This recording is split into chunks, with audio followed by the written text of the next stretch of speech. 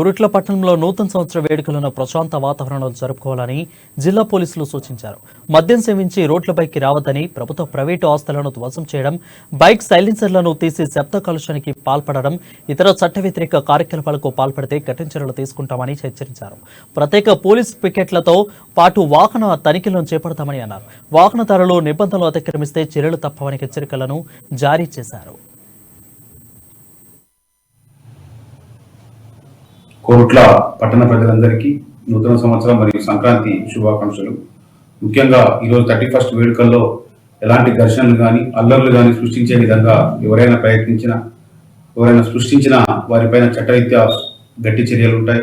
అదేవిధంగా ముఖ్యంగా యువతకి ఈరోజు 31st నైట్ తాగి రోడ్లపైకి వచ్చేసి సైలెన్సర్లు తీసేసి గ్రూపులుగా రేజింగ్లు పెట్టడం కానీ ఇలాంటి ఏమైనా చేసినట్లయితే చట్టరీత్యా బాగా చర్యలు ఉంటాయి. కాబట్టి ఈ విషయాన్ని మీరు అందరూ గమనించాలి. ఈరోజు కోరుట్ల పట్టణంలో అన్ని చోట్ల పోలీస్ పికెట్స్ మరియు వెహికల్ చెకింగ్ ఏర్పాటు చేయడం జరుగుతుంది. ఎట్టి పరిస్థితుల్లో కూడా మీరు తాగి రోడ్ల మీదకి వచ్చి కేకులు కట్ చేద్దామని అది ఇది అని చెప్పి ఏ విధమైనటువంటి న్యూసెన్స్ చేసినా, అదేవిధంగా ఏమైనా పబ్లిక్ ప్రాపర్టీ డ్యామేజ్ చేసినా గట్టి చర్యలు ఉంటాయి. ఖచ్చితంగా పట్టణంలో అన్ని చోట్ల కూడా సీసీ కెమెరాలు ఉన్నాయి. ఖచ్చితంగా ఎవరి అఫెన్స్ చేసినా దొరికిపోతారు. కాబట్టి ఈ విషయాన్ని అందరూ గమనించాలి.